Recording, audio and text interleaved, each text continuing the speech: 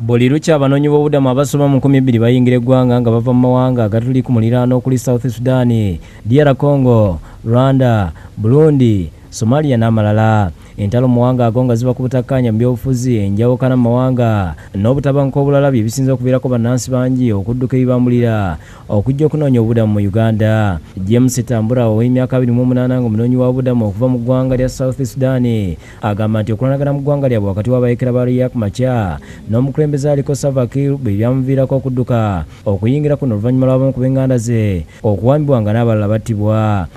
My brother was kidnapped, totally dead. Then it took me anger. As my brother will be the one dying, then it will be also day one, it will be also me to die. That's why I took refuge to Uganda.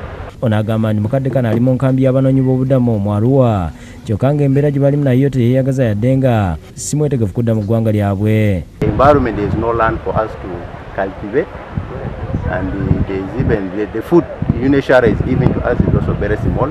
And also the other issue is also the problem of the water. In Rhino Camp areas, a village, we have a shortage of water.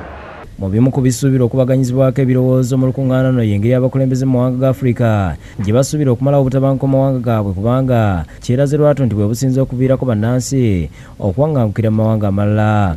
Musa Ekyolu, minisita omubeezi w'ebigo bitalaze, ategeezezza nti wadde nga Uganda ekyasoomozebwa n'okulabirira abanoonyi b'obubudamu abayingira buli olukya baakugenda mu maaso ng'abaanizi olw'enkola gye basaako emikono ey'ekibiina ky'amawanga amagatte. But as a country, we cannot say we close our gates down, because that will be like to say we can only take care of this and the rest can go and die. We are not about to do that. Minisita agamba nti mu lukuŋŋaana lwe babadde mubakkaanyiza okwongera gavumenti ez'ebitundu obuyambi kubanga ze zituukirwako abanoonyi b'obubudamu wansi ku byalo.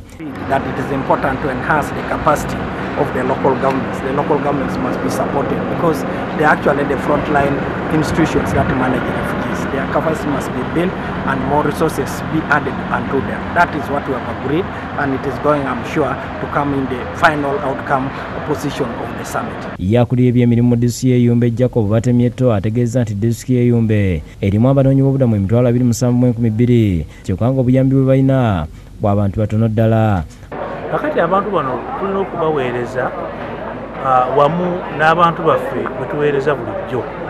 Naye weesanga nti ate essente ze tukozesa era ze zimu n'ezo ze tubadde tukozesa bulijjo. Ono ategeeza nti ebyenjigiriza n'ebyobulamu bye bisinze okunyigirizibwa olw'omuwendo gw'abanoonyi b'obubudamu okubeera waggulu w'ebyetaago bye balina.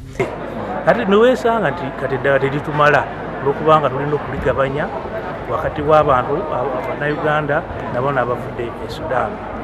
Kakati waliwo n'ebintu ebirala nga omujjuzo mu bibiina gweyongedde ng'ate abasomesa be bamu.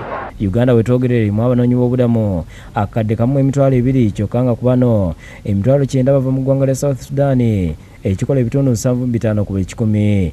Uganda yeetaaga obumbi wa $2 okusobola okuliisa n'okulabirira abanoonyi b'obubudamu bano bonna okumala emyaka 4. Olunaku lw'enkya omukulembeze w'eggwanga lwasuubirwa okuggulawo olukuŋŋaana luno mu butongole nga lwakwetabwamu ssaabawandiisi w'ekibiina ky'amawanga amagatte Antonio Guterres n'abakulembeze b'amawanga amalala ku lukalu lwa Afrika.